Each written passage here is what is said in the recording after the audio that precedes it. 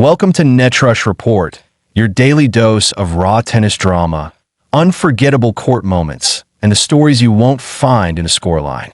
If you're as passionate about tennis as we are, smash that subscribe button, ring the bell, and join the community where every swing counts, every fall matters, and every comeback inspires.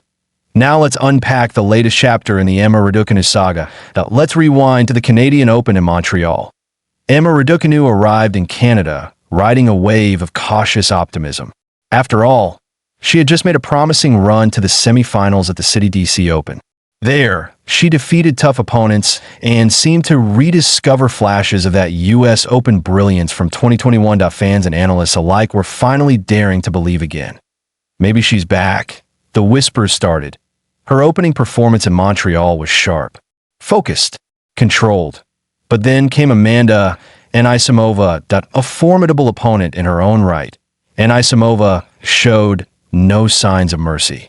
In a match that shocked many, Raducanu was outplayed in straight sets.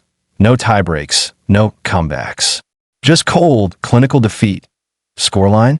4-6, 3-6. The stats told part of the story. Unforced errors, low first serve percentages, missed opportunities at break points. But what you didn't see in the numbers was the look in her eyes as she left the court, determined but defeated. Frustrated, but not broken. That loss wasn't just emotional. It was consequential. Emma's early exit meant a serious hit to her WTA ranking points. She dropped to world number 38.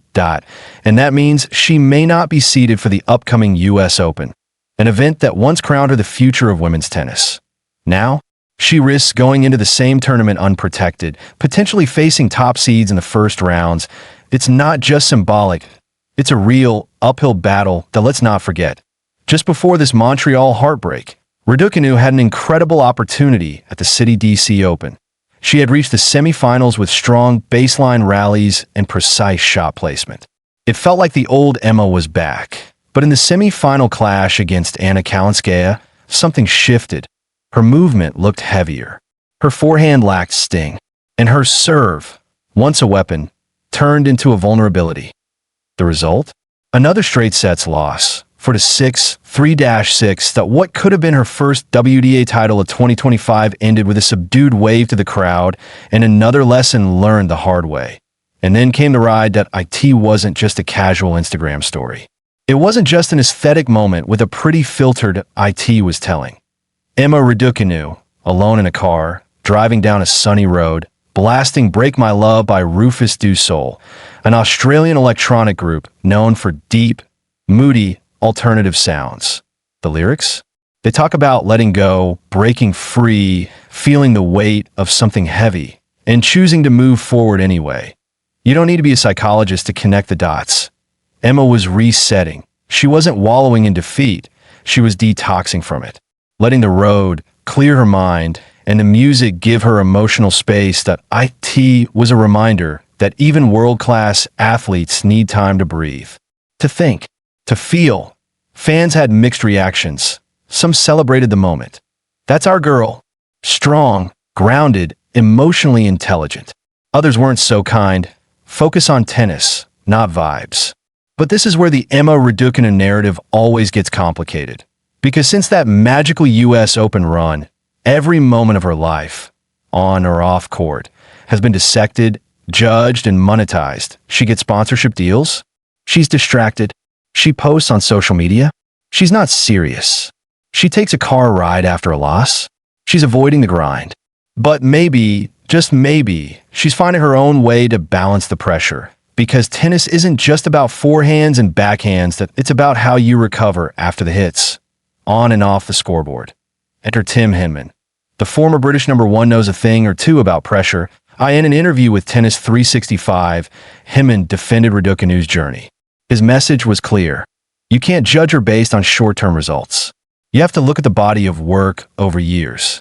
Henman believes Emma is still developing, and that fans need to allow her the time and space to evolve. And honestly, that perspective is refreshing, because tennis careers aren't sprints. They're marathons with detours, collapses, and rebirths. Up next, the Cincinnati Open. It starts August 9th. For Raducanu, It's more than just another tournament, that it's a shot at redemption, a chance to gain crucial ranking points, and potentially a way to secure that seeded position for the US Open. But it won't be easy. The Cincinnati field is stacked. The top seeds are rested, and the wildcard entries are hungry. Emma will need to bring her A game, not just physically, but mentally, because confidence doesn't come from perfect wins, that IT comes from facing the pressure and swinging anyway. What if Emma Raducanu'S story isn't about reclaiming one moment of glory? What if it's about building something deeper, longer lasting? She's 22. She's already won a Grand Slam. She's faced injuries, media storms, coaching changes, and crushing expectations. And yet, she's still here, still grinding, still driving forward, sometimes literally, with Rufus Du Sol playing in the background. That's strength, not loud, not flashy, but real. And maybe that's what will make her second rise even more powerful than the first. So what comes next for Emma Raducanu? Will Cincinnati mark the start of a new chapter or another bump in the road? We'll be watching every serve, every set, every emotion, because that's what makes tennis so personal, so human. Thanks for riding along with us here on the NETRUSH Report. If you felt that journey, if you believe in second chances, and if you know that even champions need time to reset, smash that like button, subscribe, and tell us in the comments what you think Raducanu needs to change before the US Open. This isn't the end of her story, that it's just the next lap. Until next time, stay sharp, stay inspired, and keep chasing the rally that you've been watching NETRUSH Report.